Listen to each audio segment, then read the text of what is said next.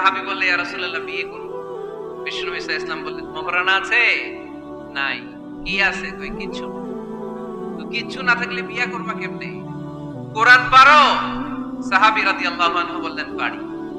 এক মেয়েকে বললেন, তুমি পারো? কয় না, পারি না। বিষ্ণু নবী বললেন, আসো বিয়ে পড়াই দিই। দুইজনের বিয়ে পড়াই দিলেন। বিয়ে শেষে বললেন, মা, তোমার স্বামীর পার্থিব জগতের কোনো সম্পদ নাই যেটা দিয়ে মোহরানা আদায় করবে। তুমি কোরআন পারো না, কিন্তু তোমার স্বামী সাহাবী কোরআন পারে। সে প্রতিদিন আর রাতে তোমাকে একটু একটু করে কোরআন শিখাইয়া দিবে। এটাই মা তোর বিয়ের মোহর। ইসলাম খুব কঠিন না?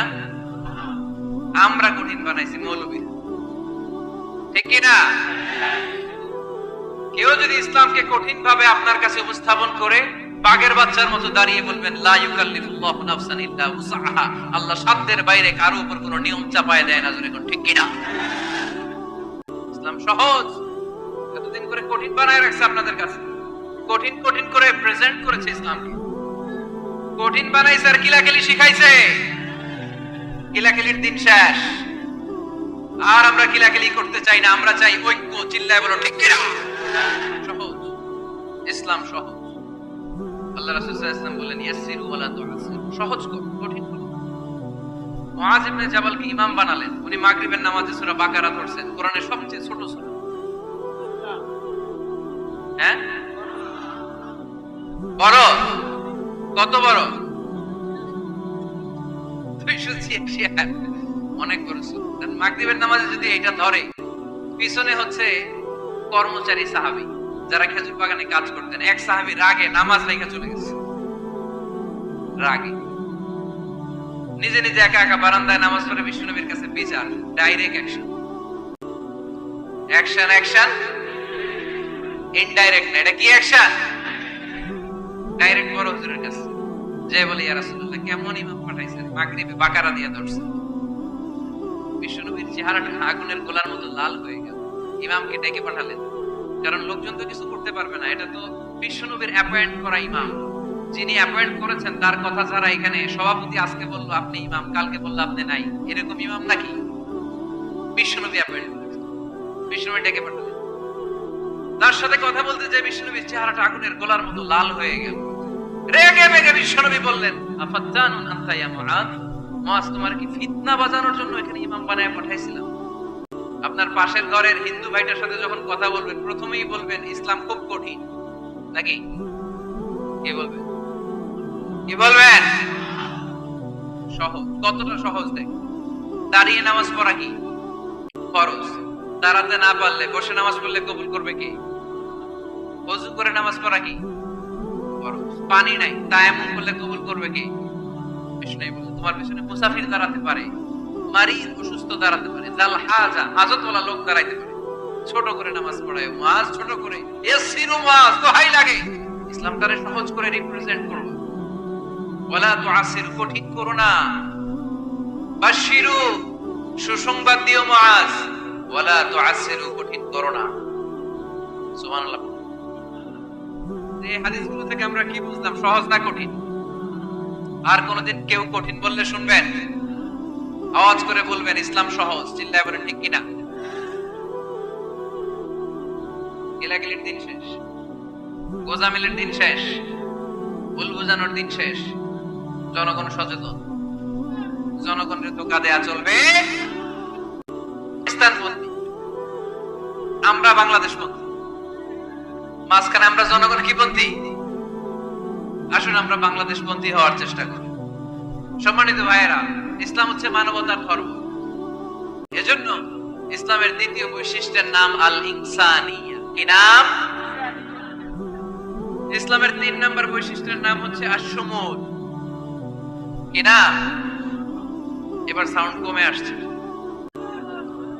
কমে ধরছে, মশা কামড়ায়। বলেন আশ-শুমুল। আশ-শুমুল মানে হচ্ছে শামিল করা, অল এনকম্পাসিং সোশ্যাল সিস্টেম। ইসলাম সবকিছুকে শামিল করে। আপনি এমন কোন প্রশ্ন করতে পারবেন না যে হুজুর এটা ইসলামে আছে যে আমাকে বলতে হবে না, আমি অবশ্যই বলবো ইয়েস। আপনি কাঁথা সেলাই থেকে শুরু করে বঙ্গভবন কিভাবে চালাতে হয় ওইটাও কোরআনে আছে না নাই? রান্নাঘরে কিভাবে মাছ উল্টাতে হয় ওইটা থেকে শুরু করে মহাকাশে কিভাবে বঙ্গবন্ধু স্যাটেলাইট পাঠাতে হয় এটাও আমার কোরআনে আছে না নাই? মানব প্রয়োজনীয় যা দরকার তার সবটুকু এই কোরআনে দিয়ে দিয়েছে কে? এই কোরআনে শুরু হয়েছে বিসমিল্লাহির রহমানির রহিম দিয়ে, মানে বা দিয়ে, কি দিয়ে? আর এই কোরআনটা শেষ হয়েছে যে সূরা দিয়ে, ওটার নাম সূরাতুন নাস। ওই সূরার শেষ আয়াতটা এরকম, মিনাল জিন্নাতি ওয়ান নাস। তার মানে কোরআনের একেবারে শেষ হচ্ছে সিন। বার সিন মিলালে কি হয়? এবার বাসে চড়ে ঢাকা যাবে। এই বাস না, এই বাস মানে যথেষ্ট। এই বাস মানে কি? এনাফ। আল্লাহ বুঝাতে চাইলেন এই 30 পারায় যা দিয়েছি বাস যথেষ্ট, নতুন করে সমাধানের জন্য অন্য কোথাও চোখ বোলানো লাগবে না। চিল্লা এখন ঠিক কি না? সমাধান দিয়েছে আল্লাহ এই কোরআনে, সমাধান আর শামিল, অল এনকম্পাসিং সোশ্যাল সিস্টেম সব দিয়েছে, কিছু বাকি রাখে নাই।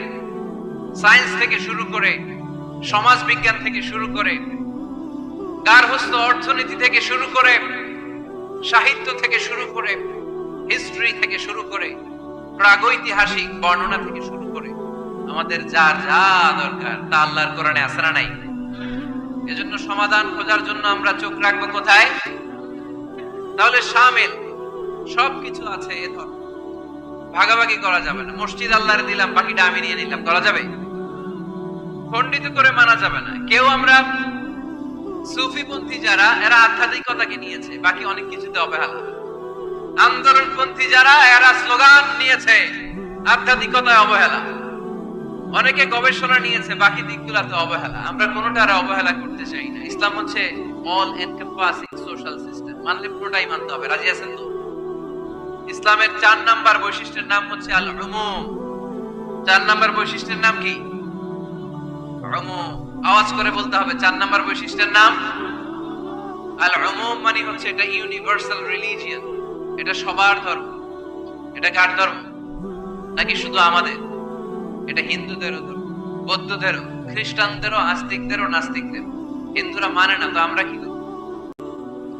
ইসলাম কি শুধু আমার বাপ দাদার সম্পত্তি? যে কেউ ইসলামে ঢুকতে চাইলে আমাদের দরজা তার জন্য খোলা আছে না নাই? I have sent you as a mercy for the entire universe. নবী গো, আমি আপনাকে গোটা বিশ্বের জন্য রহমত করে প্রেরণ করেছি। সুবহানাল্লাহ। আল্লাহ কি বলেছেন? রাহমাতাল লিল মুত্তাকিন। শুধু মুত্তাকিদের জন্য তিনি রহমত। আল্লাহ কি বলেছেন? বিশ্বনবী শুধু মুসলমানদের জন্য রহমত। আল্লাহ কি বলেছেন? রাহমাতাল লিল আলামিন। তাহলে এটা উমুম, এটা সবার ধর্ম, এখানে সবার অধিকার আছে। চিল্লায় বলতে হবে ঠিক কি না? ইসলামের কয়টা বললাম? 4টা। 5 নাম্বার বৈশিষ্ট্যের নাম হচ্ছে আত-তাইসির। আত-তাইসির, আওয়াজ করে বলেন 5 নাম্বার বৈশিষ্ট্যের নাম। মানে মধ্যম পন্থা। মানে কি? বাড়াবাড়িও করা যাবে না, ছাড়াছাড়িও করা যাবে না, মাঝামাঝি থাকতে হবে। ঠিক কি না? আমরা শিথিলপন্থীও না, আমরা কট্টরপন্থীও না, আমরা মধ্যমপন্থী। আমরা কি পন্থী? বাড়াবাড়ি করবেন, ছাড়াছাড়ি করবেন, কই থাকবেন? মাঝামাঝি। ওয়াকাযালিকা জাআলনাকুম উম্মাতান ওয়াসাতান লিতাকুনু শুহাদাআ আলান নাস ওয়া ইয়াকুনার রাসূলু আলাইকুম শাহীদা। সুবহানাল্লাহ পড়েন। অনুরূপ ভাবে আমি তোমাদেরকে মধ্যমপন্থী জাতি হিসেবে তৈরি করেছি, যাতে পৃথিবীতে তোমরা এই মধ্যম পন্থাকে চর্চা করতে পারো। ঠিক কিনা? কাউরে আমরা গালিগালাজ করব, আমরা ইসলামের সৌন্দর্যকে তুলে ধরব। যারা বুঝার তারা ঠিকই বুঝে নেবে। ঠিক কিনা? কারো পিছনে আমরা লাগতে চাই না। আমরা হকের বাণীকে প্রচার করব। আমাদের এই বাণীকে কর্ণকুহরে পৌঁছে দেওয়ার দায়িত্ব নিয়েছে কে? ইসলামের সর্বশেষ বৈশিষ্ট্যের নাম আল উদুহ। আওয়াজ নাই, আরো জোরে।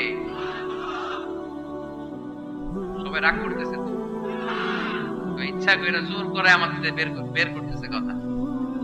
এগুলো বের করলে মুখস্থ হয়ে যাবে, শুনতে শুনতে আপনি মুখস্থ হয়ে যাবে। এই যে নায়িকাদের, নায়কদের নাম আমাদের মুখস্থ কেমনে? শুনতে শুনতে। ঠিক কিনা? এগুলো শুনলে মুখস্থ হয়ে যাবে। আল উদুহ মানে ক্ল্যারিটি, কোনো গোজামিল নাই ইসলামে আছে। হিন্দু ধর্মে একটা নিয়ম আছে, শুধু ব্রাহ্মণরাই বেদ, রামায়ণ, মহাভারত এগুলো পড়তে পারবে। নিম্ন বর্ণের হিন্দুরা ধরতে পারবে না। আমাদের ইসলামে এগুলো আছে। কোরআন শুধু আমরাই ধরতে পারবো, আপনারা পারবেন না। অনেকে এরকম বলে যে আলেমরা কোরআন ধরবে, অন্যরা ধরতে পারবে। তো কেউ যদি আপনারে বুঝায় খবরদার কোরআন ধরা যাবে না, এটা আলেমরা ধরবে, তোরা ধরতে পারবি না, মানবেন কথা? আল উদুহ, জল জল সূর্যের মতো আল্লাহ ইসলামকে রেখে দিয়েছে। আলহামদুলিল্লাহ পড়েন। এই ইসলামের বিজয়কে কেউ ঠেকায় রাখতে পারবে? ইসলামের বিজয়ের অংশীদার আমরা হতে চাই, এই ইসলামকে আমরা মানতে চাই। কতক্ষণ বুঝলা গেছি? ইসলাম মানবো কতক্ষণ? ইসলাম মানবো কোনখানে? মনে থাকবে? কথা দিলেন তো? যে আয়াত দিয়ে শুরু করেছে ওইটা দিয়ে শেষ করি। ومن يبتغي غير الإسلام دينا فلن يقبل منه وهو في الآخرة من الخاسرين। ইসলাম ছাড়া অন্য কোথাও যদি কেউ কল্যাণ তালাশ করে, ধর্ম তালাশ করে, সেটা আল্লাহ গ্রহণ করবে না। লোকটা হবে আখিরাতে হাই হাই কোম্পানির ম্যানেজার।